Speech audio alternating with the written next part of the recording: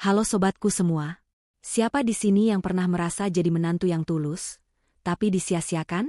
Atau, siapa yang pernah dikecewakan habis-habisan oleh keluarga sendiri? Kalau kalian pernah merasakannya, kisahku ini mungkin akan membuat hati kalian terketuk. Ini bukan sekadar cerita, tapi potongan kisah nyata yang akan membuat kalian menggelengkan kepala. Sebelum kita mulai, bantu aku untuk meramaikan kanal ini, ya? Yuk, like, subscribe, dan kasih tahu aku di kolom komentar nama kalian, asal kota, dan jangan lupa tulis hadir. Siap? Kalau sudah, yuk kita mulai. Hari itu, hatiku dipenuhi niat baik. Aku, Ana, ingin sekali merayakan ulang tahun ayah mertuaku, Pak Budi. Meskipun hubungan kami tidak selalu dekat, aku tahu hari ini istimewa baginya. Aku sudah membeli kue dan kado terbaik, berharap bisa melihat senyumnya. Apalagi setelah ia menderita kelumpuhan, aku merasa sangat iba dan ingin menghibur. Mobil yang kukendarai melaju perlahan di jalanan komplek perumahan elit. Di kursi penumpang, sebuah kotak kue tar coklat dengan lilin berbentuk angka 65, dan sebuah kado berbungkus kertas perak, seolah ikut memancarkan semangatku. Aku mematikan radio. Suara penyanyi favoritku terlalu riang untuk suasana hatiku yang bercampur aduk. Ada rasa cemas, tapi lebih banyak rasa tulus. Aku benar-benar ingin Pak Budi merasa istimewa, meski hanya sehari. Sejak berita kelumpuhannya setahun yang lalu, Rio, suamiku, dan ibu mertua, jarang sekali menjenguknya. Mereka selalu punya alasan, sibuk, capek, atau ada acara mendadak. Aku tahu ini bohong. Mereka hanya tidak mau direpotkan. Dan aku, sebagai menantu, merasa tidak enak hati. Aku merasa berkewajiban untuk menjadi pengganti mereka, menjadi jembatan antara ayah dan anak yang terputus. Aku memarkir mobil di depan rumah mewah itu. Halamannya yang luas dan terawat sempurna terasa ironis dengan keheningan yang menyelimuti. Pintu gerbang terbuka, tapi suasana rumah terasa dingin, seolah tak ada kehidupan di dalamnya. Aku menghela napas panjang, mencoba mengusir kecemasan yang tiba-tiba datang. Mungkin Rio dan ibu mertua sudah menyiapkan pesta kejutan yang meriah, aku mencoba meyakinkan diriku sendiri. Ide itu terasa menenangkan. Ya, pasti mereka sedang menunggu di dalam untuk mengejutkan Pak Budi. Dengan senyum yang kubuat-buat, aku menekan bel. Tak ada jawaban. Aku mencoba lagi. Tetap hening. Perasaanku mulai tidak enak. Aku mencoba memutar kenop pintu. Terbuka. Rumah ini tidak dikunci. Selamat malam. Ada orang di rumah? Suaraku bergema di dalam ruangan. Tidak ada jawaban. Aku melangkah masuk dengan hati-hati. Udara dingin menyambutku. Aku meletakkan kue dan kado di meja ruang tamu yang sangat besar. Mataku menyapu sekeliling. Dinding-dinding marmer mengkilap, lampu kristal yang menggantung megah, sofa-sofa mahal, semua tampak sempurna. Namun, di tengah kemewahan itu, ada kekosongan yang sangat kentara. Di sudut ruangan, di depan jendela kaca besar yang menghadap ke taman, duduklah Pak Budi di kursi rodanya. Punggungnya menghadap ke arahku, tatapannya kosong keluar jendela. Dia tidak bergerak, tidak merespons kehadiranku. Di meja kecil di sampingnya, ada sepotong pizza yang sudah dingin, dengan sisa-sisa keju yang mengeras. Aroma jamur yang sudah basi menyengat hidungku. Hatiku mencelos. Ini bukan pesta kejutan. Ini adalah kenyataan yang pahit. Ayah, selamat ulang tahun, bisikku lirih, mendekatinya. Aku berjongkok di samping kursinya, mencoba melihat wajahnya. Aku bawakan kue dan kado. Maaf, aku tidak tahu ayah lebih suka pizza. Pak Budi menoleh perlahan. Matanya yang biasanya tajam, kini tampak kosong, seolah jiwanya sudah pergi jauh. Ia tidak mengucapkan sepatah kata pun. Ia hanya menatapku, tanpa ekspresi. Ayah, panggilku lagi, suaraku bergetar. Apa yang terjadi? Rio dan ibu, mereka tidak datang. Tidak ada respons. Air mataku mulai menggenang. Aku menunduk, tak sanggup melihat matanya yang penuh kehampaan. Aku merasa begitu sedih. Bukan hanya untuk Pak Budi, tapi juga untuk diriku sendiri. Untuk semua harapan palsu yang kubangun. Aku menantu yang datang membawa harapan, tapi yang kutemukan hanya puing-puing kekosongan. Aku mengambil piring pizza dingin itu dan membawanya ke dapur.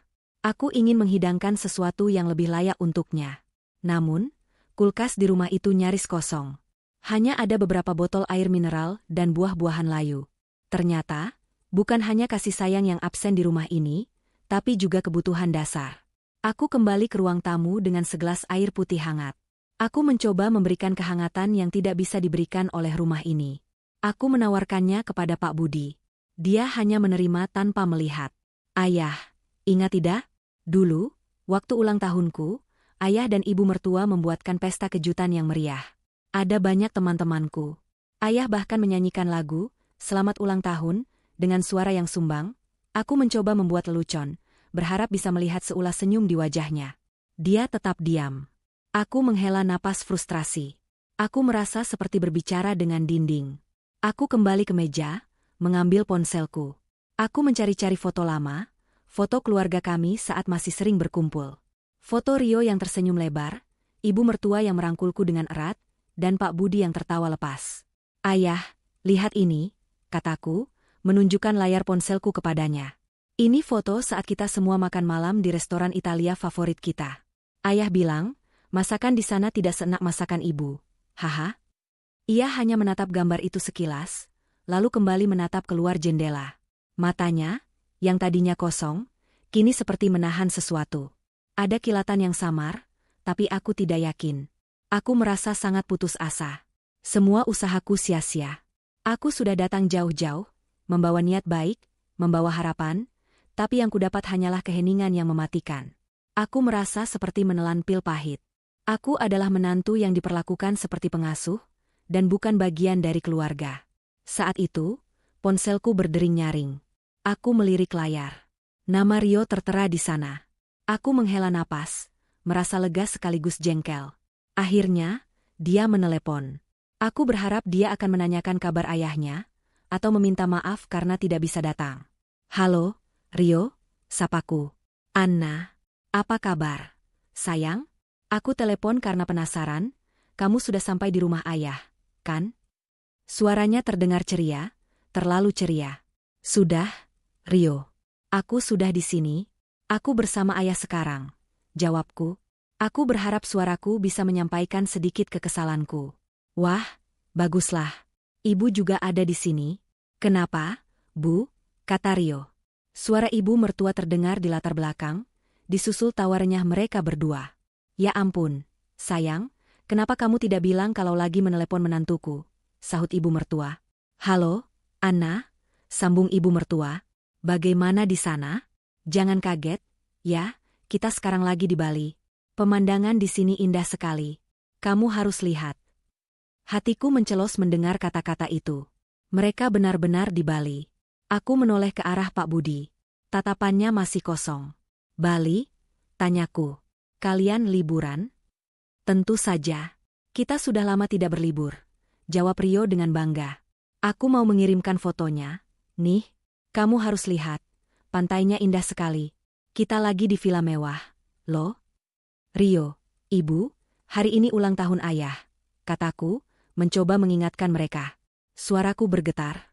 Hening sejenak. Lalu, tawa renyah ibu mertua kembali terdengar. Oh, iya, kami lupa, sayang. Maaf, ya, tapi tenang saja, kami sudah merayakan di sini kok. Kami sudah makan malam mewah di pinggir pantai. Kami juga sudah mengirimkan doa untuk ayah. Katanya, suaranya terdengar sangat tidak tulus. Aku tidak bisa menahan diriku lagi. Ibu, Rio, ayah sendirian.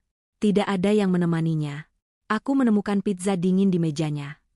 Hahaha, pizza dingin? Oh, itu pasti pizza yang kubelikan kemarin, kata Rio, nada suaranya berubah sinis. Ya, memang harusnya dia makan itu saja. Dia tidak pantas mendapatkan yang lebih baik. Darahku mendidih. Apa maksudmu, Rio? Ayahmu sedang sakit. Sakit? Sudahlah, Anna, jangan lebay. Dia hanya lumpuh. Tidak akan mati, jawab Rio dengan nada meremehkan. Lalu, dia menambahkan kata-kata yang mematikan. Sudahlah, kamu di sana saja ya. Selamat bersenang-senang dengan yang lumpuh. Kata-kata itu bagai belati yang menusuk jantungku. Aku menoleh ke arah Pak Budi. Wajahnya, yang tadinya tampak kosong, kini mulai menampakkan ekspresi yang aneh. Matanya tidak lagi kosong. Ia menatapku dengan tatapan yang sangat dalam. Aku merasakan sesuatu yang berbeda. Ada kekuatan di matanya. Aku merasakan perubahan itu. Tiba-tiba, Pak Budi mencoba menggerakkan kakinya. Aku terkejut. Tidak mungkin. Dokter bilang dia lumpuh total. Tapi dia benar-benar mencoba.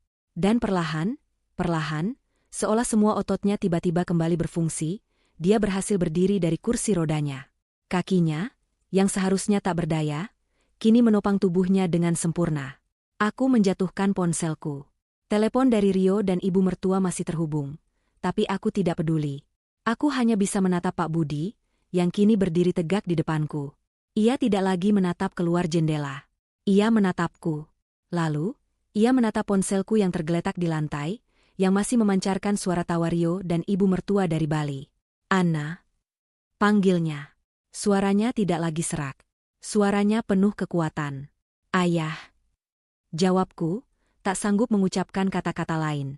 Sabarku sudah habis. Ucapnya. Kata-kata itu terdengar seperti guntur yang menggelegar di tengah keheningan yang tadinya menyesakan. Matanya berkilat, penuh kemarahan dan kekuasaan. Saat itulah aku sadar, bahwa malam ini, tidak hanya ada rahasia besar yang akan terungkap, tapi juga sebuah babak baru yang penuh pembalasan akan dimulai. Aku masih berdiri terpaku. Jantungku berdetak tak karuan. Pemandangan di depanku terasa seperti mimpi. Pria yang selama setahun ini kukenal sebagai sosok tak berdaya, kini berdiri tegak di atas kedua kakinya, seolah tidak pernah ada yang salah. Aku mencubit lenganku sendiri, memastikan ini bukan halusinasi. Sakit. Ini nyata. Ponselku tergeletak di lantai marmer, masih memancarkan suara tawa Rio dan ibu mertua yang tak tahu diri. Pak Budi menunduk, mengambilnya. Wajahnya yang tadinya tenang, kini memancarkan amarah yang terpendam. Ia menekan tombol speaker, dan tawa dari seberang sana terdengar semakin jelas dan menusuk. Rio, kenapa teleponnya mati? Tanya ibu mertua, masih dengan suara yang riang. Anna kenapa tidak mengangkatnya? Pasti dia sudah puas berduaan dengan ayahmu itu. Haha. Pak Budi menatapku, memberikan isyarat agar aku tidak mengatakan apa-apa. Ia mendekatkan ponsel ke bibirnya, suaranya kini menggelegar. Maaf, kalian tidak bisa bersenang-senang lagi. Tawa di seberang sana langsung terhenti. Hening. Lalu, terdengar suara panik dari Rio. Ayah? Ayah, ini ayah? Kenapa suara ayah? Kenapa? Kalian kaget? Kalian pikir aku sudah mati? Hah? Suara Pak Budi penuh sindiran. Ini suaraku, dan ini aku yang sedang berdiri di hadapan menantuku, Anna. Menantu yang kalian remehkan. Menantu yang tulus merayakan ulang tahunku. Ayah? Ayah bisa berdiri? Tanya ibu mertua, suaranya bergetar.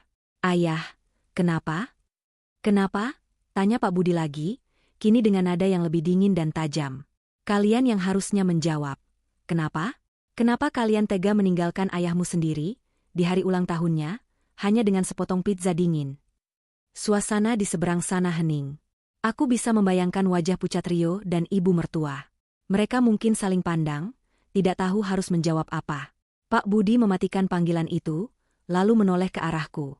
Duduk, nak, katanya, suaranya kembali lembut. Ia menuntunku ke sofa terdekat. Ada banyak hal yang harus ayah ceritakan padamu. Aku duduk, masih diliputi rasa bingung. Aku menatapnya. Pria di hadapanku ini bukanlah sosok yang lemah dan tak berdaya yang kukenal. Matanya kini penuh kecerdasan dan kekuatan. Wajahnya, yang biasanya tampak lesu, kini memancarkan karisma seorang pemimpin. Anna, maafkan ayah. Ucapnya, menggenggam tanganku. Ayah tahu ini sulit untukmu. Tapi, percayalah, ini adalah satu-satunya cara. Aku hanya bisa menggeleng kepala. Ayah, kenapa? Kenapa ayah berpura-pura lumpuh? Dokter bilang ayah. Dokter yang ayah bayar, potongnya. Ayah sudah sembuh total sejak 6 bulan lalu. Tapi, ayah sengaja meminta dokter untuk merahasiakannya. Ayah ingin melihat. Ayah ingin tahu, siapa yang benar-benar peduli. Siapa yang tulus. Siapa yang pantas mewarisi semua yang ayah punya. Air mataku menetes. Bukan karena sedih, tapi karena terharu. Jadi, semua ini ujian? Pak Budi mengangguk. Ya, nak, ayah sudah lama curiga. Ayah melihat perubahan pada Rio dan ibu. Mereka mulai boros, sering bepergian tanpa memberitahu ayah. Sikap mereka dingin, seolah kehadiran ayah hanya sebuah beban. Ayah ingin tahu, apakah kecurigaan ayah benar atau tidak. Ia menarik napas panjang, seolah mengumpulkan kekuatan untuk mengatakan hal yang paling sulit. Dan, ayah juga tahu tentang selingkuhan mereka. Aku terperanjat. Kata-kata itu lebih menusuk daripada kata-kata yang diucapkan Rio dan ibu mertua di telepon. Selingkuhan? Rio? Dan ibu? Pak Budi mengangguk. Ya, Nak. Mereka tidak pergi ke Bali bersama. Mereka pergi dengan selingkuhan mereka masing-masing. Kepalaku terasa pusing. Aku tak bisa mencerna semua ini. Suamiku, Rio, yang selalu kupercaya, ternyata berselingkuh. Dan ibu mertuaku, yang selalu kuanggap seperti ibuku sendiri, juga melakukan hal yang sama. Dunia yang selama ini kurasakan kokoh, kini runtuh di depan mataku. Bagaimana ayah tahu? Bisikku, tak percaya. Pak Budi tersenyum sinis. Ayah ini bukan orang bodoh. Nak, ayah ini pebisnis. Ayah sudah siapkan mata-mata yang hebat. Rio sering sekali pergi keluar kota dengan sekretarisnya. Mereka pikir ayah tidak tahu, tapi setiap gerak-gerik mereka terekam. Begitu juga dengan ibu. Sekretarisnya? Aku ingat, Rio punya sekretaris baru yang sangat muda dan cantik.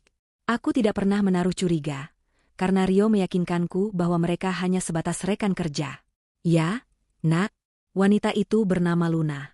Dan ibu juga punya selingkuhan, Nak, seorang pengusaha properti yang bangkrut.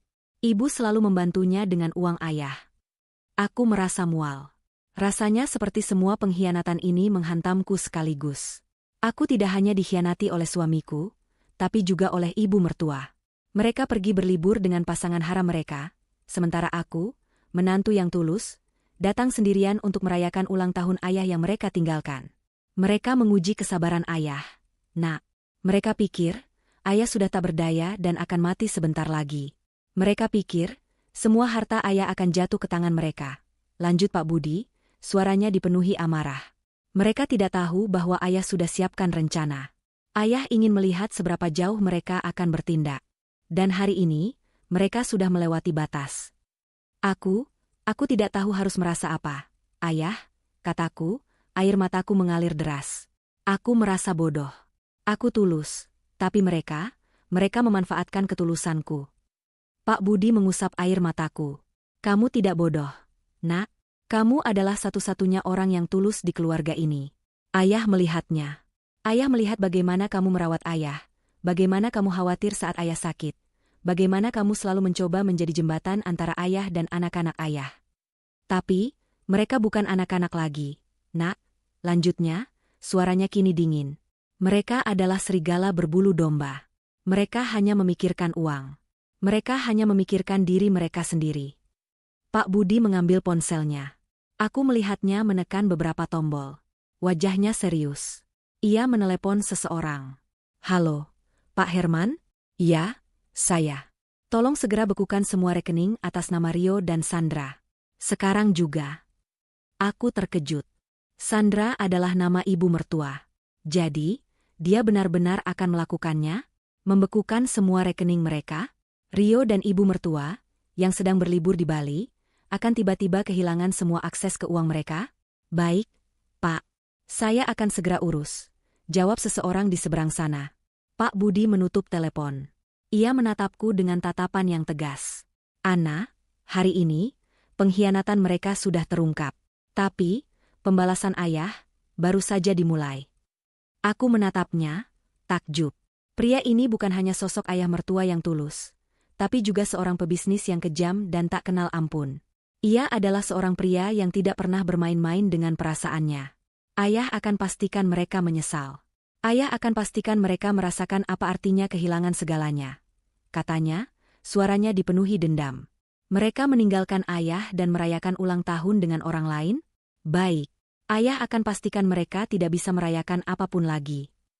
Ia bangkit dari sofa, berjalan dengan langkah mantap ke ruang kerja. Aku hanya bisa mengikutinya dengan mata. Aku melihatnya membuka laptop, jari-jarinya menari di atas keyboard.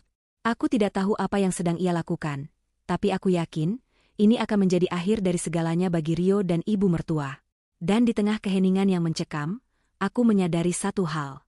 Malam ini, aku bukan lagi menantu yang tulus, tapi juga sekutu dalam sebuah balas dendam yang dingin.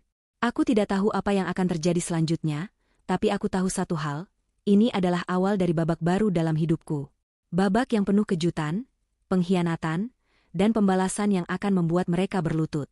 Di saat yang sama, ribuan kilometer jauhnya di Bali, Rio dan ibu mertua, Sandra, sedang menikmati surga yang mereka bayangkan. Malam itu, mereka berdua merayakan kebebasan mereka di sebuah villa mewah di Uluwatu, yang harganya puluhan juta per malam. Suara deburan ombak yang indah di kejauhan berpadu dengan tawa renyah mereka. Mereka sama sekali tidak tahu bahwa di seberang lautan, sebuah badai besar sedang menanti. Rio, yang mengenakan kemeja linen mahal, sedang duduk di pinggir kolam renang dengan Luna, sekretaris mudanya yang cantik. Mereka berdua memegang gelas berisi koktail berwarna-warni. Sementara itu, di dalam villa, Sandra dan selingkuhannya, Bima, seorang pengusaha properti yang telah bangkrut dan hidup dari uang Sandra, sedang merencanakan perjalanan belanja mewah untuk esok hari. "Bagaimana, sayang?" tanya Rio, menatap Luna dengan penuh nafsu. "Apakah kamu menyukai liburan ini?" Luna tersenyum genit. "Tentu saja, Rio. Ini adalah impianku. Jauh lebih baik daripada harus berurusan dengan pekerjaan dan istri tua kamu." Rio tertawa bangga. "Anna, dia hanya menantu bodoh yang mengurus ayahku yang lumpuh. Dia pikir dia itu pahlawan?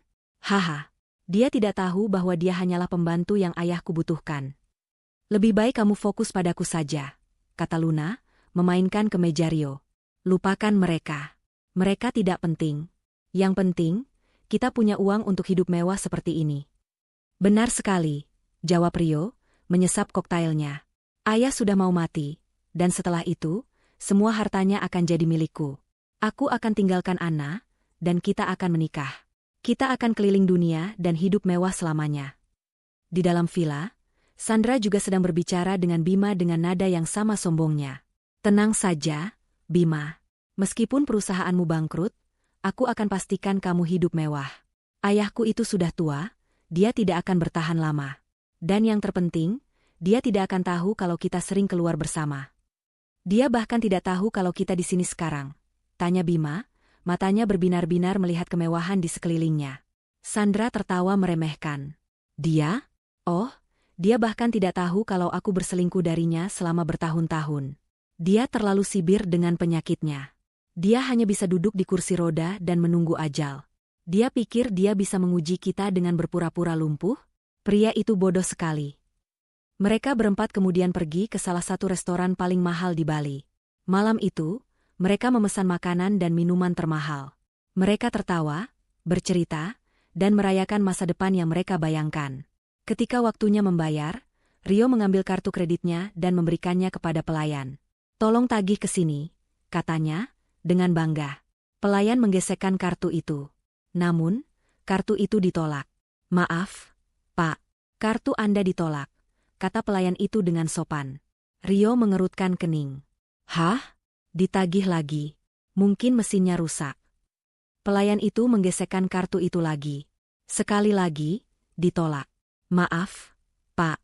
Sepertinya ada masalah dengan kartu Anda," kata pelayan itu. Rio mulai merasa kesal. "Tidak mungkin. Kartu ini tidak pernah bermasalah.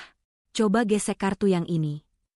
Ia mengeluarkan kartu kreditnya yang lain, dengan limit yang lebih besar. Pelayan itu menggeseknya. Namun, sekali lagi, ditolak. Wajah Rio mulai memucat. Matanya melebar. "Rio, ada apa?" tanya Luna, yang sudah mulai merasa tidak enak. "Tidak tahu, ini tidak mungkin. Kedua kartu saya ditolak," jawab Rio, suaranya bergetar.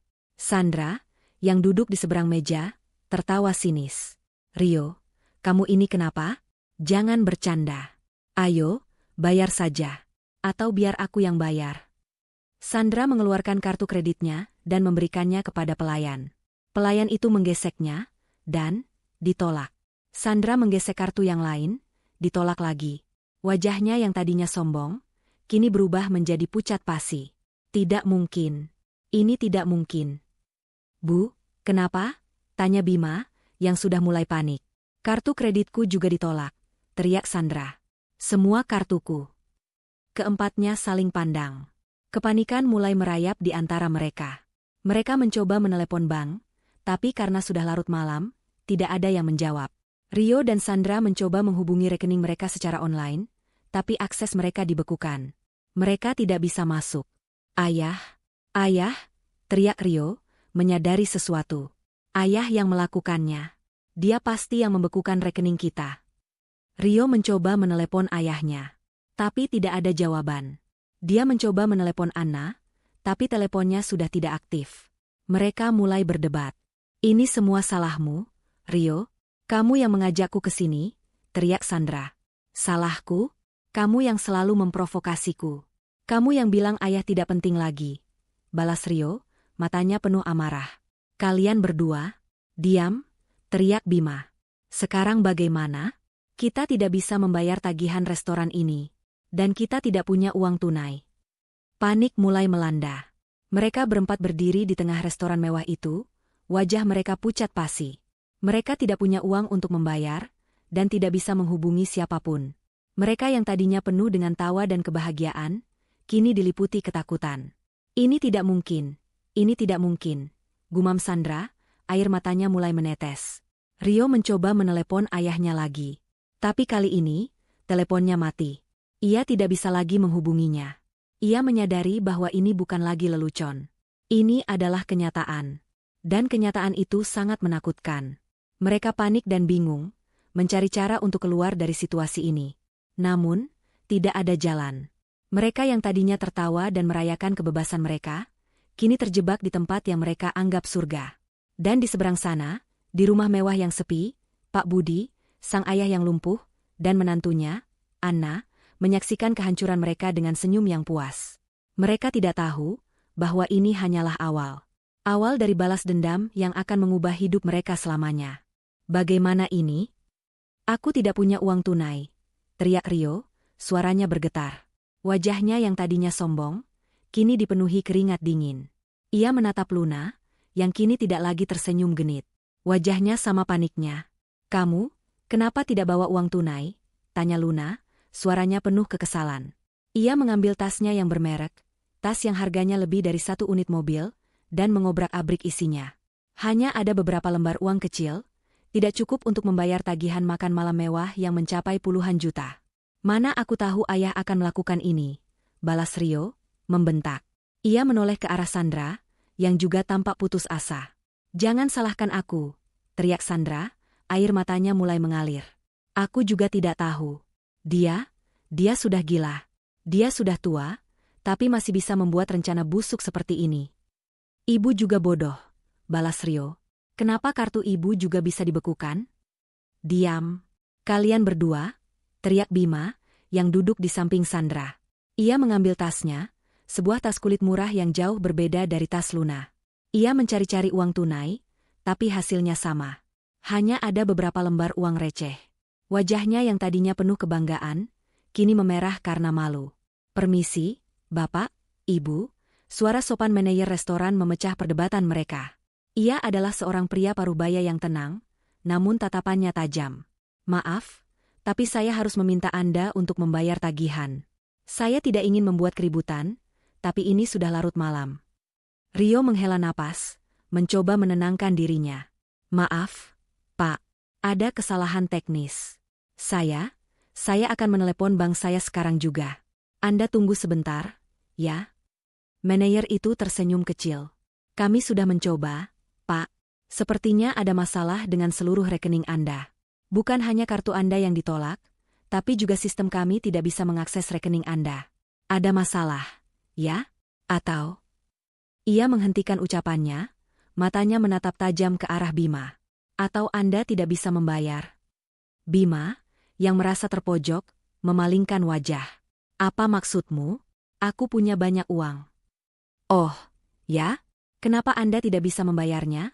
Tanya manajer itu, nadanya kini berubah sinis. Kami punya kamera pengawas. Kami bisa melihat siapa yang memesan. Kalian berempat yang memesan. Dan kalian berempat yang harus membayar. Saya akan meninggalkan jaminan, teriak Rio, putus asa. Saya akan meninggalkan jam tangan saya. Ini jam tangan Rolex, harganya lebih dari tagihan ini. Maaf, Pak, kata manajer itu. Kami tidak menerima barang jaminan. Kami hanya menerima uang tunai. Panik Rio semakin memuncak. Ia menatap Luna, yang kini sedang menangis. Luna, tolong pinjamkan aku uang. Luna, yang biasanya sangat mencintai Rio, kini menatapnya dengan tatapan jijik. Uang? Rio, aku tidak punya uang. Semua uangku ada di rekeningku, dan aku yakin rekeningku juga sudah dibekukan oleh ayahmu yang gila itu. Kenapa kamu tidak bilang sebelumnya kalau ayahmu bisa berbuat seperti ini? Teriak Luna, air matanya mengalir. Kamu bilang dia sudah tidak berdaya. Kamu bilang dia sudah tidak punya kekuatan lagi. Kamu pembohong. Rio tak bisa berkata-kata. Ia hanya bisa menatap Luna, yang kini berdiri dan pergi. Aku tidak bisa menolongmu, Rio. Aku tidak mau berurusan dengan masalah ini. Kamu urus sendiri masalahmu. Bima, yang juga merasa terancam, segera bangkit. Ia mengambil tangan Sandra. Sandra, ayo kita pergi. Aku tidak mau ditangkap. Sandra, yang masih syok, tidak bergerak. Bima, kamu mau tinggalkan aku? Sandra, aku tidak punya uang. Kamu juga tidak punya uang. Aku tidak mau berurusan dengan hutang. Aku pergi. Bima melepaskan tangannya dari Sandra, lalu berlari keluar restoran. Kini, Rio dan Sandra, yang ditinggalkan oleh selingkuhan mereka, duduk berdua di meja itu, di tengah-tengah restoran yang mulai ramai. Pelayan-pelayan mulai berbisik-bisik, menatap mereka dengan tatapan aneh. Manajer restoran kini sedang menelepon polisi. Rio, kita bagaimana? Tanya Sandra, suaranya bergetar. Ibu, kenapa ini bisa terjadi? Balas Rio, air matanya mulai mengalir. Ayah benar-benar melakukannya. Mereka berakhir di pos keamanan restoran, menunggu polisi datang. Setelah bernegosiasi panjang, manajer restoran akhirnya setuju untuk melepaskan mereka, asalkan mereka mau bekerja di sana sampai hutang mereka lunas. Rio dan Sandra, yang terbiasa hidup mewah, kini harus bekerja di restoran sebagai pelayan. Sungguh ironis. Pagi harinya, mereka kembali ke villa mewah mereka. Mereka berharap bisa mengambil barang-barang mereka, dan mungkin bisa mendapatkan uang dari sana. Namun, saat mereka tiba, manajer villa sudah menunggu mereka di lobi. Maaf, Bapak, Ibu, kata manajer itu, nadanya dingin dan tidak ramah.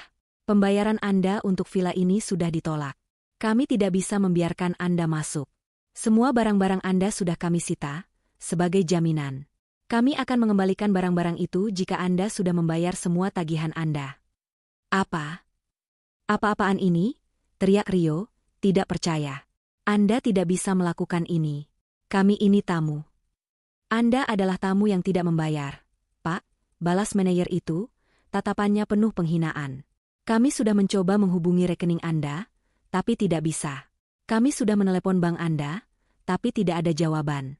Anda tidak bisa masuk. Keluar dari sini. Rio dan Sandra, yang kini sudah tidak punya apa-apa, hanya bisa menatap villa itu dengan penuh penyesalan. Mereka sudah tidak punya uang, tidak punya kartu kredit, dan tidak punya tempat tinggal. Mereka kini hidup di jalanan, dengan pakaian yang sama yang mereka kenakan semalam. Mereka mencoba menelepon teman-teman mereka, tapi tidak ada yang mengangkat.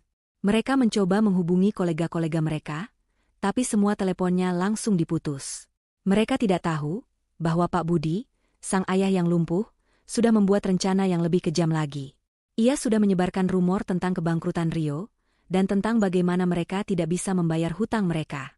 Malam itu, mereka berdua tidur di pinggir jalan, beralaskan koran.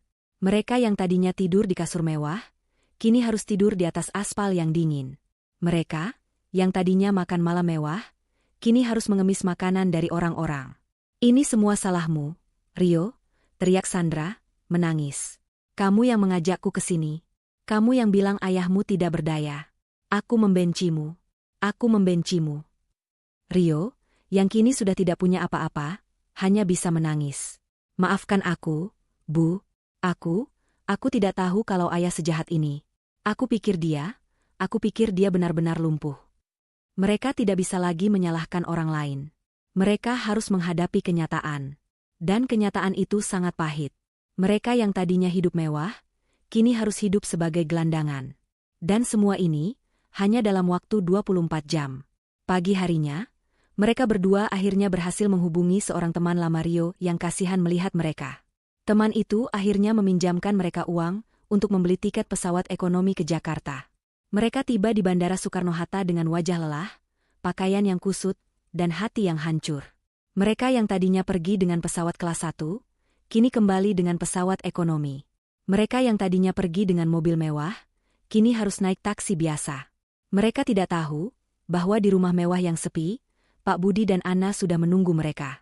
Mereka sudah merencanakan sesuatu yang lebih kejam lagi. Dan pembalasan itu baru saja akan dimulai. Cerita ini semakin menegangkan, bukan? Kini, Rio dan Sandra sudah tidak punya apa-apa. Rio dan Sandra, yang tadinya angkuh dan sombong, kini kembali ke rumah dengan wajah kusut dan hati yang hancur. Mereka tiba di depan gerbang rumah mewah itu dengan taksi, pakaian yang sama dengan yang mereka kenakan di restoran mewah Bali semalam.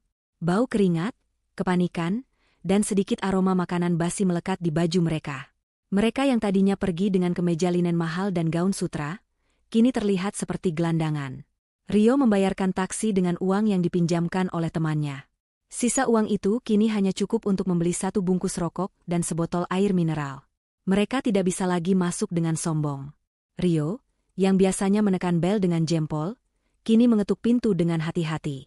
Ia berharap ayahnya sudah gila dan melupakan semua hal, atau setidaknya akan berteriak-teriak dan menghina mereka. Setidaknya itu lebih baik daripada keheningan yang mematikan. Pintu terbuka. Dan di sana, berdiri Pak Budi, bukan dengan kursi roda, melainkan dengan kedua kakinya. Ia berdiri tegak, dengan senyum yang dingin. Di sampingnya, berdiri Ana. Wajah Ana tidak menunjukkan emosi apapun. Ia tidak menunjukkan kesedihan, kemarahan, atau bahkan simpati. Ia hanya menatap mereka berdua dengan tatapan yang tenang, seolah melihat 2 orang asing. "Kalian datang," kata Pak Budi, suaranya pelan dan menusuk. "Silakan masuk. Aku sudah menunggu kalian." Rio dan Sandra melangkah masuk dengan perasaan campur aduk. Mereka menundukkan kepala, tidak berani menatap mata Pak Budi. Rumah mewah itu terasa lebih besar, lebih dingin, dan lebih menakutkan dari yang mereka ingat. Mereka melihat Pak Budi berjalan menuju ruang tamu dengan langkah yang mantap. Mereka mengikutinya. Mereka yang tadinya menganggapnya lumpuh, kini melihatnya berjalan dengan tegap, seolah ia adalah seorang raja yang baru saja naik tahta. Rio, yang merasa frustrasi, tidak bisa menahan dirinya lagi. "Ayah, kenapa? Kenapa ayah melakukan ini? Ayah tahu, kami ditahan polisi. Kami dipermalukan di restoran. Semua kartu kredit kami dibekukan. Semua uang kami habis. Ayah tidak kasihan pada kami?" Pak Budi duduk di sofa, menyilangkan kakinya. Ia menatap Rio dengan tatapan yang penuh sindiran. "Kasihan? Bukankah kamu yang bilang aku hanya lumpuh dan tidak akan mati? Bukankah kamu yang bilang aku hanya pantas makan pizza dingin? Bukankah kalian yang pergi berlibur ke Bali dan meninggalkan aku sendirian di hari ulang tahunku?" Sandra, yang tadinya hanya diam, kini juga mulai berteriak. "Pak, ini kejam. Ini sangat kejam. Apa salah kami? Kami ini anak dan istrimu. Kami yang berhak atas semua hartamu. Kami yang harusnya hidup mewah. Bukan dia. Bukan Ana." Ia menunjuk ke arah Ana dengan jari yang gemetar. Ana tidak bergerak. Ia hanya menatap mereka, wajahnya masih datar. Pak Budi tertawa. Tawa yang dingin, tawa yang penuh kemenangan. "Kalian salah, Sandra. Kalian sangat salah. Kalian pikir, kalian punya hak atas semua yang aku punya?" Tanya Pak Budi, suaranya kini menggelegar. "Kalian pikir, kalian bisa hidup seenaknya dengan uangku, berfoya-foya dengan selingkuhan kalian, sementara aku hanya bisa duduk di kursi roda dan menunggu ajal? Kalian salah besar." Pak Budi mengambil sebuah map dari meja di sampingnya. Ia membuka map itu, dan isinya adalah foto-foto. Foto-foto Rio yang sedang berlibur dengan Luna, foto-foto Sandra yang sedang makan malam mewah dengan Bima. Rio dan Sandra yang melihatnya, wajah mereka berubah menjadi pucat pasi. Bagaimana ayah bisa punya ini?" tanya Rio, suaranya bergetar. "Aku punya mata-mata, Rio. Aku punya orang-orang yang setia padaku. Tidak seperti kalian. Aku tahu semua yang kalian lakukan," jawab Pak Budi, suaranya penuh kemenangan. "Ayah bahkan tahu bahwa Luna, selingkuhanmu, bukanlah seorang sekretaris yang kaya. Dia hanyalah seorang penipu. Dia hanya bekerja sama denganmu untuk mendapatkan uangku," kata Pak Budi, menatap Rio dengan mata yang tajam. "Aku bahkan tahu bahwa Bima, selingkuhanmu, Sandra, bukanlah pengusaha properti yang bangkrut. Dia hanyalah seorang gigolo. Dia hanya bekerja sama denganmu untuk mendapatkan uangku. Rio dan Sandra terperangah. Mereka tidak bisa berkata-kata. Mereka yang tadinya mengira mereka cerdas, kini merasa sangat bodoh.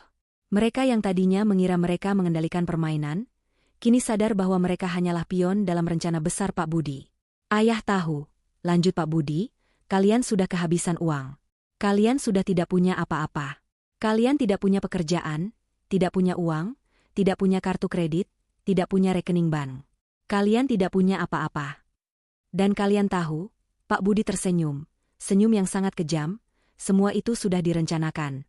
Aku tidak pernah ingin membuat kalian menderita, tapi kalian yang memintanya. Kalian yang meminta aku untuk melakukan ini. Ayah, maafkan kami, kata Rio, air matanya mengalir deras. Maafkan kami, Yah, kami menyesal.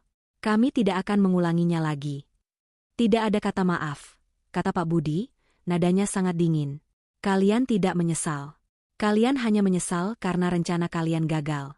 Kalian tidak menyesal karena kalian mengkhianati aku. Kalian hanya menyesal karena kalian tidak bisa hidup mewah lagi. Pak Budi kemudian menoleh ke arah Anna. Tatapannya kini berubah, dari tatapan yang penuh kebencian, menjadi tatapan yang penuh cinta. Anna, nak, sekarang, giliranmu. Katakan kepada mereka, apa yang sudah terjadi. Anna melangkah maju. Ia berdiri di depan Rio dan Sandra, yang kini menatapnya dengan tatapan penuh kebencian. Rio, ibu, ayah sudah membuat keputusan. Keputusan yang akan mengubah hidup kita semua. Apa maksudmu? Tanya Sandra, suaranya bergetar. Ayah sudah memindahkan semua asetnya ke nama Anna, kata Anna, suaranya pelan tapi tegas. Rio dan Sandra terperanjak. Mereka tidak bisa mencerna kata-kata itu. Apa? Apa yang kamu katakan? Teriak Rio. Tidak mungkin. Ayah tidak mungkin melakukan itu. Dia tidak bisa. Aku ini anak kandungnya. Ayah bisa, Rio. Dan ayah sudah melakukannya, balas Anna. Semua rumah, mobil, perusahaan, saham, dan semua harta ayah sudah atas namaku. Rio, kamu tahu, aku sudah menjadi CEO dari perusahaan ayah. Wajah Rio dan Sandra kini berubah menjadi sangat pucat. Mereka tidak bisa berkata-kata. Mereka tahu, ketika Pak Budi mengatakan sesuatu, ia tidak pernah bercanda. Mereka tahu, mereka sudah kehilangan segalanya. Tidak hanya uang, tapi juga masa depan. Jadi, kata Pak Budi, bangkit dari sofa dan berjalan menuju jendela besar. Kalian sudah tidak punya apa-apa lagi. Villa mewah di Bali itu, tagihan di restoran itu, mobil dan rumah kalian, semuanya sudah aku sita. Jadi, ayah tidak akan memberikan kami apapun? Tanya Rio, suaranya bergetar. Ayah tidak akan meninggalkan kami begitu saja. Aku tidak meninggalkan kalian, kata Pak Budi, berbalik. Aku hanya memberikan kalian kesempatan untuk memulai hidup baru. Hidup tanpa uangku. Hidup tanpa kemewahan. Hidup tanpa aku. Kalian tidak bisa melakukan ini, teriak Sandra. Aku ini istrimu. Kita sudah menikah puluhan tahun. Kamu tidak bisa menceraikan aku. Pak Budi tertawa. Sandra, kita sudah bercerai 2 tahun yang lalu. Kamu pikir aku tidak tahu kalau kamu sering pergi dengan Bima? Kamu pikir aku tidak tahu kamu sudah membelikannya mobil dan apartemen? Aku punya buktinya. Dan aku sudah menceraikanmu sejak 2 tahun yang lalu. Kamu hanya tidak tahu. Wajah Sandra kini berubah menjadi ungu. Ia tidak bisa berkata-kata. Ia yang tadinya mengira ia bisa mendapatkan semua harta Pak Budi, kini sadar bahwa ia sudah tidak punya apa-apa. Jadi, kata Pak Budi, ia menoleh ke arah Rio. Rio, kamu bukan lagi bagian dari keluargaku. Kamu sudah tidak punya hak apapun. Dan kamu tidak akan mendapatkan 1 sen pun dari hartaku. Ayah, teriak Rio, air matanya mengalir deras. Jangan lakukan ini, Yah. Aku akan berubah. Aku akan berubah. Terlambat, kata Pak Budi. Aku sudah memberimu kesempatan. Dan kamu menyia-nyiakannya. Kamu bahkan tidak peduli saat aku sakit. Kamu bahkan tidak peduli saat aku hanya makan pizza dingin. Pak Budi menoleh ke arah Anna. Anna, kamu sudah tahu apa yang harus kamu lakukan. Sekarang, giliranmu untuk membersihkan semua ini. Anna mengangguk. Baik, ayah. Ia menatap Rio dan Sandra, yang kini sudah tidak punya apa-apa. Rio, ibu, silakan pergi. Kalian tidak punya tempat tinggal di sini lagi.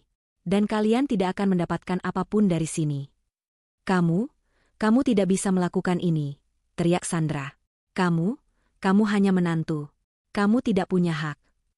Anna tersenyum, senyum yang sangat manis, tapi juga sangat dingin. Aku punya hak, ibu. Aku punya hak atas semua ini. Karena semua ini sudah atas namaku. Rio dan Sandra, yang kini sudah tidak punya apa-apa, hanya bisa keluar dari rumah itu dengan kepala tertunduk. Mereka tidak punya tempat tinggal, tidak punya uang, tidak punya apa-apa. Mereka yang tadinya berfoya-foya di Bali, kini harus hidup di jalanan. Dan semua ini hanya karena kebodohan mereka. Mereka menyadari bahwa mereka tidak hanya kehilangan uang. Mereka kehilangan keluarga, mereka kehilangan kehormatan, dan yang terpenting, mereka kehilangan semua yang mereka miliki. Mereka yang tadinya angkuh dan sombong, kini harus hidup dalam penderitaan. Dan semua ini baru saja dimulai. Rio dan Sandra, yang kini menjadi gelandangan, berjalan lesu di jalanan Jakarta. Mereka yang tadinya selalu mengendarai mobil mewah dan makan di restoran mahal, kini berjalan kaki, menahan lapar dan dahaga. Bau busuk sampah dari pinggir jalan menusuk hidung mereka. Mereka yang tadinya tidur di kasur empuk, kini harus tidur di emperan toko, beralaskan kardus bekas. Rio, aku tidak kuat lagi, keluh Sandra, suaranya serak. Ia menatap Rio dengan mata yang bengkak karena kurang tidur. Aku lapar, aku haus, aku tidak bisa hidup seperti ini. Diam, Bu, balas Rio, yang juga sama lelahnya. Aku juga tidak tahu harus berbuat apa. Ayah benar-benar gila. Dia mengambil semua yang kita punya. Ini salahmu, teriak Sandra. Seandainya kamu tidak mengajakku ke Bali, ini tidak akan terjadi. Seandainya kamu tidak berfoya-foya dengan Luna, ini tidak akan terjadi. Salahku? Kamu juga sama, Bu. Kamu juga berfoya-foya dengan Bima. Kamu juga yang bilang kalau ayah tidak akan tahu. Balas Rio, emosinya memuncak. Mereka berdua berakhir di sebuah warung kecil di pinggir jalan. Mereka tidak punya uang untuk membeli makanan, jadi mereka hanya bisa duduk di sana, menatap para pembeli dengan tatapan penuh iri. Kita harus mencari pekerjaan, kata Rio, suaranya pelan. Kita tidak bisa hidup seperti ini selamanya. Pekerjaan? Pekerjaan apa? Tanya Sandra, mencemooh. Kita tidak punya pengalaman apapun. Kita tidak pernah bekerja. Sejak dulu, semua yang kita butuhkan sudah disediakan oleh ayahmu. Rio tidak bisa menjawab. Kata-kata Sandra benar. Mereka tidak pernah bekerja. Sejak kecil, mereka selalu dimanjakan. Mereka tidak pernah tahu apa artinya berjuang. Kini, mereka harus menghadapi kenyataan yang sangat pahit. Anna, gumam Rio, matanya berkaca-kaca. Kenapa Anna bisa sejahat itu? Aku pikir dia menantu yang baik. Aku pikir dia akan membantu kita. Anna? Sandra tertawa. Tawa yang sangat pahit. Dia bukan menantu yang baik, Rio. Dia adalah ular berbisa. Dia yang mengambil semua yang kita punya. Dia yang membuat kita menderita seperti ini. Mereka tidak tahu bahwa di saat yang sama, Anna dan Pak Budi sedang berada di kantor perusahaan. Kantor yang tadinya hanya diisi oleh Pak Budi, kini sudah dipenuhi oleh banyak karyawan baru. Anna, yang tadinya hanya seorang menantu, kini duduk di kursi CEO. Wajahnya berseri-seri, penuh dengan semangat. Ayah, aku sudah menyelesaikan rencana bisnisnya, kata Anna, tersenyum. Aku sudah merekrut tim baru, dan kita akan meluncurkan produk baru. Produk ini akan menjadi tren baru di dunia bisnis. Bagus, Nak, kata Pak Budi, matanya berbinar. Aku tahu kamu bisa. Aku tahu kamu lebih cerdas dari Rio. Dia hanya membuang-buang uangku. Kamu, di sisi lain, akan melipat gandakan uangku. Ayah, uang itu sekarang sudah milikku, kata Anna, bercanda. Pak Budi tertawa. Ya, memang. Aku hanya bisa mengurus dan membesarkannya. Tapi kamu yang akan melipat gandakannya. Mereka berdua kemudian merayakan rencana bisnis baru mereka. Di satu sisi, Anna dan Pak Budi merayakan kemenangan mereka. Di sisi lain, Rio dan Sandra merayakan kehancuran mereka. Ironis. Sore harinya, Anna dan Pak Budi kembali ke rumah. Di depan pintu gerbang, Rio dan Sandra sudah menunggu mereka. Mereka yang tadinya penuh dengan amarah dan kebencian, kini hanya menatap Anna dengan tatapan yang kosong. "Anna, tolong bantu kami," kata Sandra, air matanya mengalir deras. "Kami tidak punya apa-apa lagi, tolong beri kami uang, atau makanan, kami lapar." Anna tidak bergerak. Ia hanya menatap mereka dengan tatapan yang dingin. "Ibu, aku sudah beritahu kalian. Semua yang kalian miliki sudah tidak ada. Kalian harus belajar untuk berjuang. Kalian harus belajar untuk hidup tanpa uang ayah." Rio, yang tadinya penuh dengan amarah, kini hanya bisa menangis. "Anna, kenapa kamu sejahat ini? Aku suamimu. Aku sudah banyak sekali membantumu." Anna tertawa, tawa yang sangat dingin. "Rio, kamu tidak pernah membantuku. Kamu tidak pernah peduli padaku. Kamu hanya memanfaatkanku. Kamu hanya menganggapku sebagai menantu yang bodoh yang bisa kamu peralat. Kamu tidak pernah mencintaiku." Rio, yang mendengar kata-kata itu, tidak bisa berkata-kata.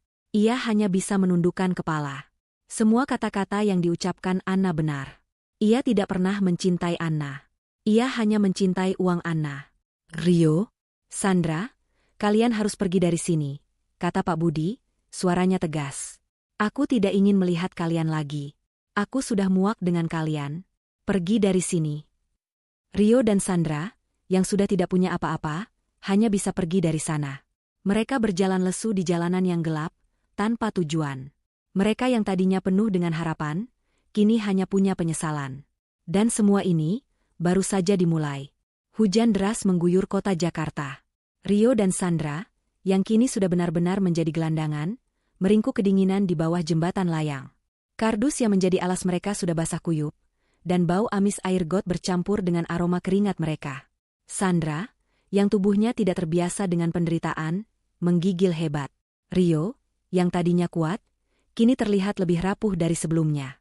Ia tidak lagi bisa bersembunyi di balik kekuasaan dan kekayaan ayahnya. Mereka, yang tadinya merasa di atas angin, kini merasakan dinginnya aspal yang menusuk tulang. "Rio, aku tidak bisa, aku akan sakit." Rintih Sandra, memeluk lututnya. Giginya bergemeletuk. "Aku kangen rumah, aku kangen tempat tidur, aku kangen makan makanan enak." Rio hanya bisa memeluk ibunya, mencoba memberikan kehangatan yang tidak ia miliki. "Sabar, Bu, kita pasti bisa, kita pasti akan kembali ke rumah." Ia mengatakan itu, tapi ia sendiri tidak yakin. Mereka sudah mencoba semua cara. Mereka sudah mendatangi teman-teman mereka, tapi tidak ada yang mau membantu. Mereka sudah mencoba mencari pekerjaan, tapi tidak ada yang mau menerima. Bahkan pekerjaan kasar pun tidak. Rio tidak punya pengalaman, dan Sandra, ia terlalu tua. Mereka adalah orang-orang yang hanya tahu cara membelanjakan uang, bukan menghasilkan. Ironisnya, mereka bahkan tidak bisa lagi meminta-minta, karena wajah mereka terlalu dikenal di kalangan atas. Jika ada yang mengenali, mereka hanya akan diejek dan dipermalukan. Rio dan Sandra, yang tadinya begitu bangga, kini harus menyembunyikan wajah mereka. Keesokan paginya, matahari bersinar cerah. Mereka terbangun dengan tubuh yang kaku dan perut yang keroncongan. Mereka yang tadinya hanya makan makanan mahal, kini harus makan sisa-sisa makanan dari tempat sampah. Rio mengambil sepotong roti basi dan memberikannya kepada Sandra. Sandra menatap roti itu dengan jijik, tapi rasa lapar mengalahkan rasa jijiknya. Ia memakannya dengan air mata yang mengalir di pipinya. Saat mereka duduk di pinggir jalan, sebuah mobil mewah melaju di depan mereka. Di kaca mobil itu, terpampang logo yang sangat familiar bagi Rio. Itu adalah logo perusahaan ayahnya. Mobil itu berhenti, dan seorang pria berjas keluar. Rio mengenal pria itu. Dia adalah salah satu manajer senior di perusahaan ayahnya, yang sekarang sudah menjadi perusahaan milik Anna. Rio dan Sandra menyembunyikan wajah mereka, takut pria itu akan mengenali. Tapi pria itu, yang tadinya sombong dan angkuh, kini terlihat sangat hormat. Ia membuka pintu belakang mobil, dan di sana, Anna keluar dengan senyum yang menawan. Ia mengenakan gaun sutra mahal, rambutnya tergerai indah, dan wajahnya berseri-seri. Ia terlihat seperti seorang ratu yang baru saja naik tahta. Rio dan Sandra, yang melihat pemandangan itu, merasa hati mereka tercabik-cabik. Mereka adalah orang yang tadinya berada di posisi Anna. Mereka yang tadinya memiliki segalanya, kini hanya bisa menatap Anna dari kejauhan, seperti seorang gelandangan yang menatap seorang ratu. Ini tidak adil, bisik Sandra. Ini tidak adil, Rio. Kenapa dia yang mendapatkan semuanya? Kenapa dia yang hidup mewah? Kenapa dia? Dia hanya menantu. Diam, Bu, balas Rio, suaranya serak. Kita tidak punya apa-apa lagi. Kita hanya bisa berharap. Berharap ada keajaiban. Dan keajaiban itu datang dalam bentuk koran. Rio menemukan koran bekas di dekat tempat sampah. Ia mengambilnya, dan matanya langsung tertuju pada sebuah berita besar di halaman depan. Berita itu berisi tentang sebuah perusahaan teknologi baru yang sedang naik daun. Perusahaan itu bernama Innovatech. Perusahaan itu dikabarkan telah berhasil menciptakan sebuah aplikasi yang bisa mengubah cara manusia berkomunikasi. Nilainya sudah mencapai triliunan rupiah. Rio membaca berita itu dengan mata yang berbinar. Bu, lihat ini, Innovatech. Perusahaan ini kaya. Mereka sedang merekrut karyawan. Ini adalah kesempatan kita. Sandra, yang tadinya putus asa, kini menatap Rio dengan mata yang penuh harapan. Rio, kamu serius? Kita bisa bekerja di sana? Tentu saja, balas Rio, penuh semangat. Kita akan ke sana. Kita akan melamar pekerjaan. Siapa tahu, mereka akan menerima kita. Kita akan mulai dari bawah. Tidak masalah. Yang penting, kita bisa mendapatkan uang. Kita bisa mendapatkan hidup kita kembali. Rio dan Sandra, yang tadinya putus asa, kini memiliki harapan. Mereka menghabiskan sisa uang pinjaman yang mereka miliki untuk membeli pakaian yang sedikit lebih layak, dan pergi ke kantor Innovatech. Mereka tidak tahu bahwa perusahaan itu adalah perusahaan yang didirikan oleh Anna. Perusahaan yang didirikan dengan modal dari ayahnya, dan yang dikelola oleh Anna. Mereka tiba di kantor Innovatech dengan perasaan gugup. Gedung itu sangat megah. Ruangan itu sangat modern. Karyawan-karyawan di sana sangat muda dan energik.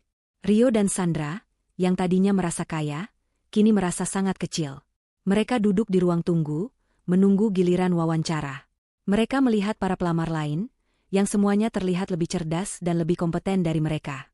Rio, apakah kita bisa lolos? Tanya Sandra, suaranya bergetar.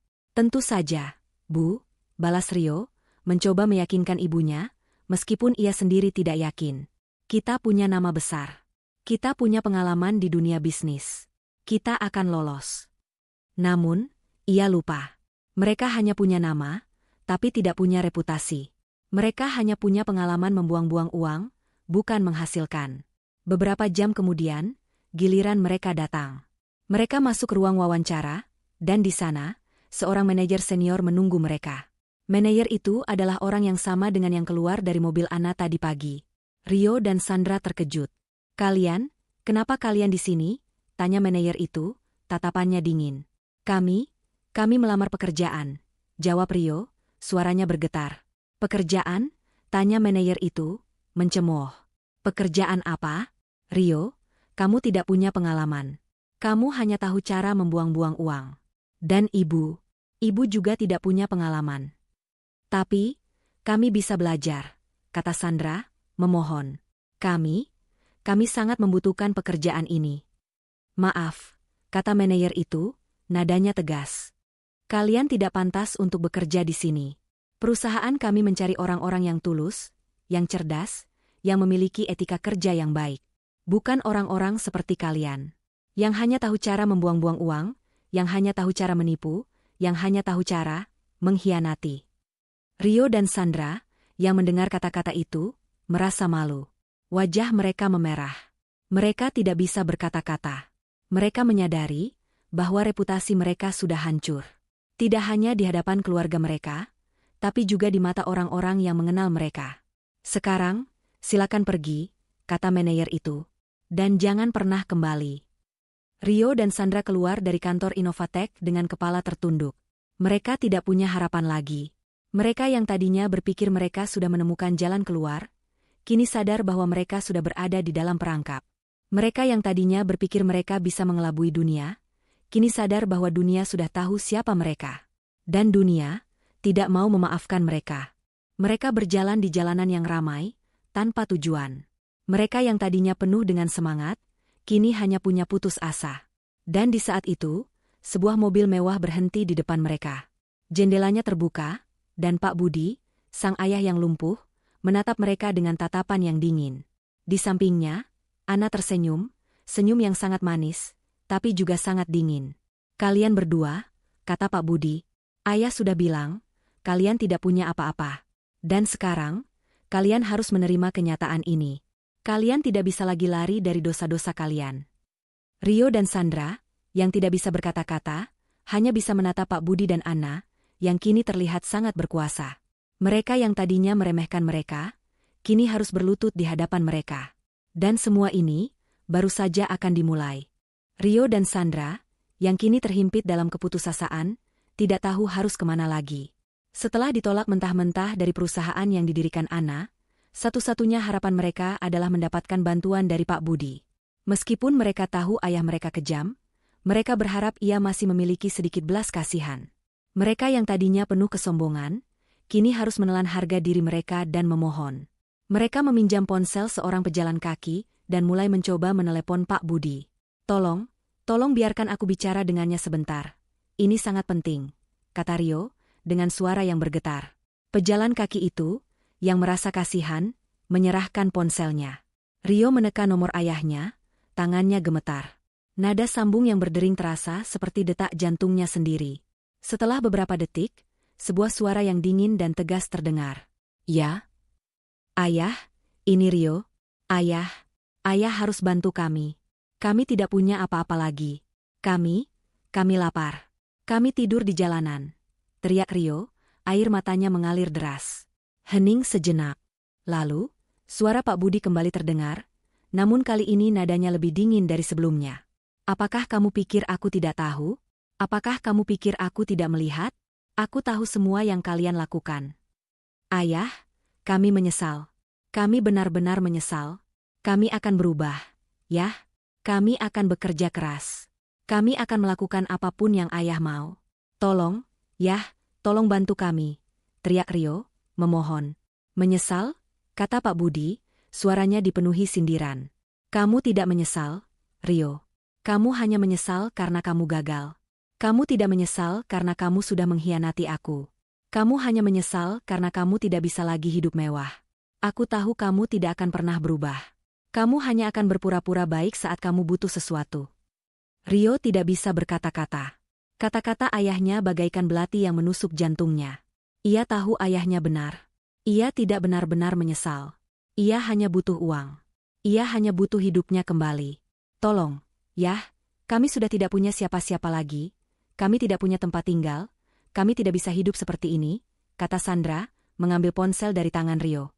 "Pak, tolong maafkan kami. Kami akan kembali ke rumah. Kami akan melakukan apapun yang kamu mau." Pak Budi tertawa. Tawa yang sangat kejam. "Kembali ke rumah? Puluhan tahun kalian bilang aku lumpuh. Dan sekarang kalian ingin kembali ke rumah? Tidak, Sandra. Aku sudah tidak punya istri, dan Rio sudah tidak punya ayah. Kalian tidak bisa kembali. Rumah ini sudah bukan milik kalian." Rio dan Sandra terperangah. Mereka tidak menyangka ayah mereka akan sejauh ini. Mereka yang tadinya berharap, kini merasa putus asa. "Pak, tapi kami tidak punya apa-apa, kami tidak bisa hidup di jalanan," rintih Sandra. "Itu adalah konsekuensi dari perbuatan kalian," kata Pak Budi. "Kalian yang memilih untuk hidup seperti ini. Kalian yang meninggalkan aku. Kalian yang mengkhianati aku. Jadi, kalian yang harus menanggung akibatnya." Pak Budi mematikan telepon. Rio dan Sandra hanya bisa menatap ponsel itu, dengan air mata yang mengalir di pipi mereka. Mereka yang tadinya penuh dengan harapan, kini hanya punya penyesalan. Mereka menyadari bahwa mereka sudah kehilangan segalanya. Keesokan harinya, mereka kembali ke tempat mereka tidur, di bawah jembatan layang. Mereka yang tadinya hanya punya harapan palsu, kini hanya punya kehampaan. Mereka tidak tahu bahwa di saat yang sama, Pak Budi dan Ana sedang berada di sebuah kafe mewah. Mereka sedang merayakan keberhasilan Ana. "Ayah, aku sudah menutup kesepakatan dengan Innovatek," kata Ana, tersenyum. "Perusahaan kita sekarang bernilai miliaran. Kita bisa membeli apapun yang kita mau." "Bagus, Nak," kata Pak Budi, matanya berbinar. "Aku tahu kamu bisa. Aku tahu kamu lebih cerdas dari Rio. Dia hanya membuang-buang uangku. Kamu, di sisi lain, akan melipat gandakan uangku. Anna tersenyum. Ayah, kita sudah berhasil. Kita sudah berhasil membuat mereka merasakan apa yang mereka rasakan. Kita sudah berhasil membuat mereka menderita. Ya, kata Pak Budi, matanya dipenuhi dendam. Mereka yang tadinya menganggap kita bodoh, kini harus berlutut di hadapan kita. Mereka yang tadinya hidup mewah, kini harus hidup di jalanan. Mereka berdua merayakan kemenangan mereka. Di satu sisi, Anna dan Pak Budi merayakan kemenangan mereka. Di sisi lain, Rio dan Sandra merayakan kehancuran mereka. Ironis. Mereka tidak tahu bahwa Rio dan Sandra masih punya satu cara lagi untuk mendapatkan uang. Satu cara yang akan mengubah hidup mereka selamanya. 2 hari berlalu, namun penderitaan Rio dan Sandra tak kunjung berakhir. Perut mereka keroncongan. Pakaian mereka kotor dan bau. Mereka tidak lagi punya uang sepeser pun, bahkan untuk membeli air minum. Mereka yang tadinya sombong, kini harus menundukkan kepala. Mereka tidak lagi punya harga diri.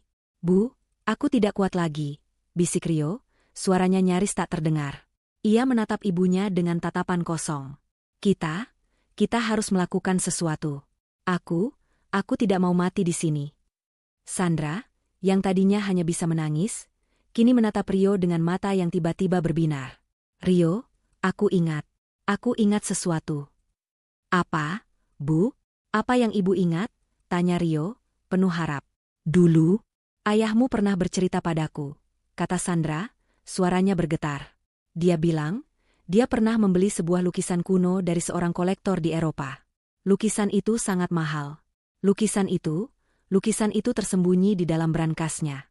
Ayahmu bilang, lukisan itu adalah aset terbesarnya. Dia tidak memindahkannya ke nama Anna. Mata Rio membelalak. Lukisan? Ibu yakin? Yakin. Ayahmu bilang, lukisan itu adalah warisan dari kakekmu. Dia tidak akan pernah menjualnya. Dia akan menyembunyikannya. Dia tidak akan memberitahu siapapun, bahkan Anna, kata Sandra. Rio merasakan gelombang energi baru. Ia yang tadinya putus asa, kini merasa penuh semangat. Ia yang tadinya tidak punya harapan, kini punya satu tujuan. Ia akan mengambil lukisan itu, menjualnya, dan mendapatkan hidupnya kembali. Mereka berdua menghabiskan sisa kekuatan mereka untuk berjalan ke rumah. Rio yang tadinya mengira mereka akan ditolak, kini tahu mereka punya satu kesempatan. Mereka tidak lagi mengemis uang. Mereka mengincar harta karun. Di depan pintu rumah, mereka menekan bel. Tak ada jawaban. Rio mencoba memutar kenop pintu. Pintu itu terkunci. Ia menghela napas, frustrasi. Tapi, ia tidak menyerah. Ia berjalan ke belakang rumah, mencoba mencari cara lain untuk masuk. Ia melihat sebuah jendela kecil di dapur. Jendela itu sedikit terbuka. Rio dan Sandra saling pandang, mata mereka berbinar. Rio berusaha sekuat tenaga untuk masuk melalui jendela itu.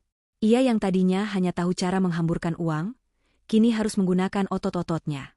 Ia berhasil masuk, dan membuka pintu belakang untuk Sandra. Mereka berdua masuk ke dalam rumah. Rumah yang tadinya terasa dingin dan asing, kini terasa seperti tempat mereka kembali ke surga. Mereka berjalan perlahan ke ruang kerja Pak Budi. Di dalam ruang kerja itu, semuanya masih sama. Meja kerja yang besar, sofa kulit mahal, dan rak buku yang penuh dengan buku-buku tebal. Di sudut ruangan, ada sebuah brankas besar. Rio dan Sandra menatap brankas itu dengan mata yang dipenuhi nafsu. Rio mencoba membuka brankas itu, tapi ia tidak tahu kata sandinya. Ibu tahu kata sandinya? Tanya Rio. Tidak, Nak. Ayahmu tidak pernah memberitahuku. Tapi, aku yakin, dia akan menggunakan tanggal lahirnya. Atau, tanggal ulang tahunnya. Atau, tanggal pernikahan kami, kata Sandra, penuh semangat. Rio mencoba semua kombinasi tanggal itu, tapi tidak ada yang berhasil. Ia yang tadinya penuh semangat, kini kembali putus asa. Tidak bisa, kita tidak bisa membukanya. Tiba-tiba, suara Anna terdengar dari belakang mereka. Mencari ini? Rio dan Sandra menoleh. Anna berdiri di pintu ruang kerja, dengan senyum yang manis. Di tangannya, sebuah remote kontrol kecil. Anna menekan tombol remote itu, dan brankas itu terbuka. Rio dan Sandra terperanjat. Di dalam brankas itu, tidak ada lukisan. Hanya ada tumpukan dokumen. Kalian pikir, ayah akan sebodoh itu? Tanya Anna, suaranya dingin. Kalian pikir, ayah akan menyimpan lukisan termahalnya di dalam brankas yang bisa kalian buka? Kalian salah besar.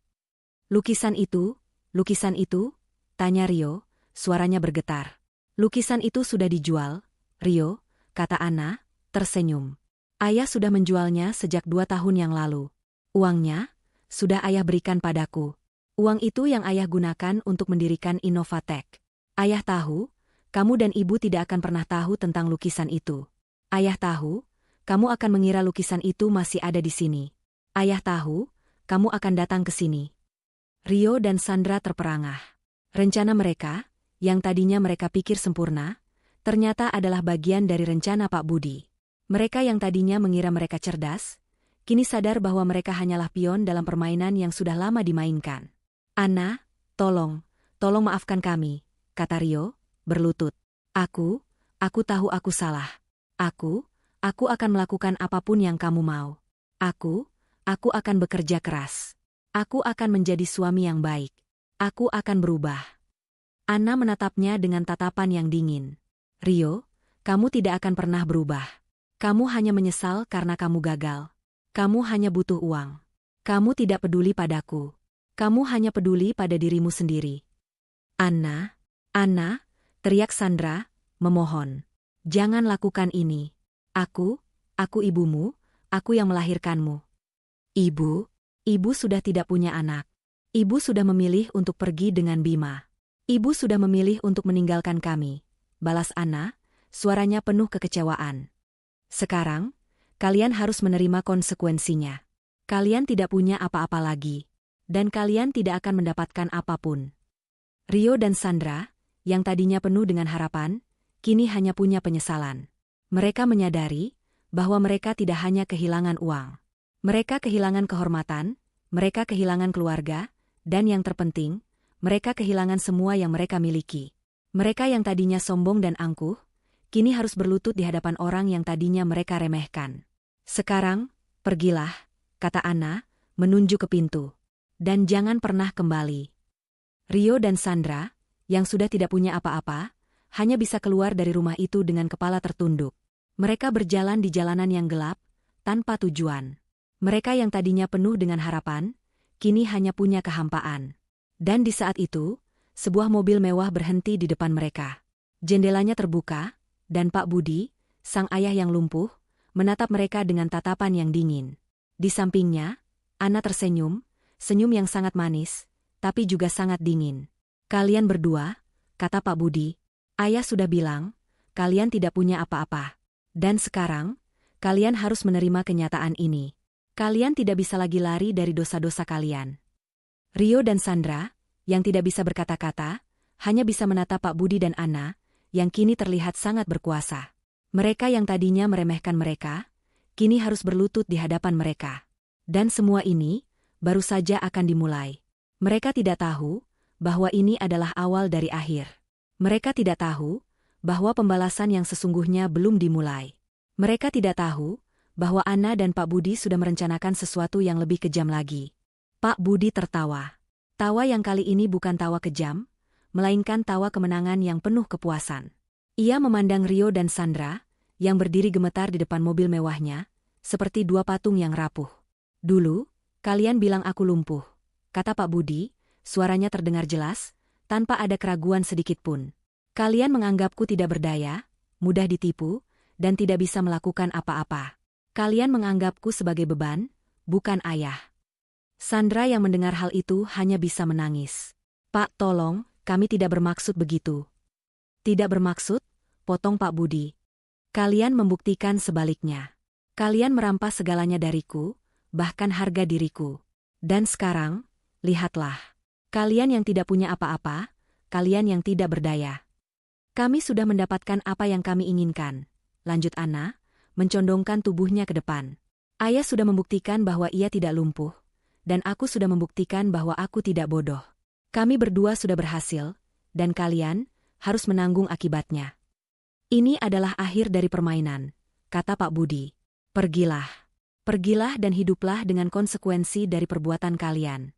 Jadikan ini pelajaran, bahwa keserakahan dan pengkhianatan tidak akan pernah membawa kebahagiaan. Kalian tidak akan pernah bisa lari dari takdir yang sudah kalian ciptakan sendiri. Pak Budi memberi isyarat kepada sopir. Mobil mewah itu pun perlahan melaju, meninggalkan Rio dan Sandra dalam kegelapan. Mereka hanya bisa berdiri di sana, di bawah sorot lampu jalan, sambil melihat mobil itu menjauh hingga tak terlihat. Penyesalan itu datang.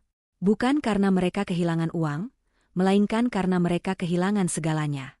Mereka kehilangan keluarga, mereka kehilangan kehormatan, mereka kehilangan segalanya. Mereka menyadari bahwa satu-satunya kesalahan mereka bukanlah saat mereka merampas uang Pak Budi, melainkan saat mereka menganggap Pak Budi dan Anna tidak berharga. Pada akhirnya, Anna dan Pak Budi menjalani hidup yang bahagia dan makmur. Perusahaan mereka tumbuh menjadi salah satu perusahaan terbesar di Asia, dan mereka berdua menjadi salah satu orang terkaya di dunia. Mereka tidak pernah lagi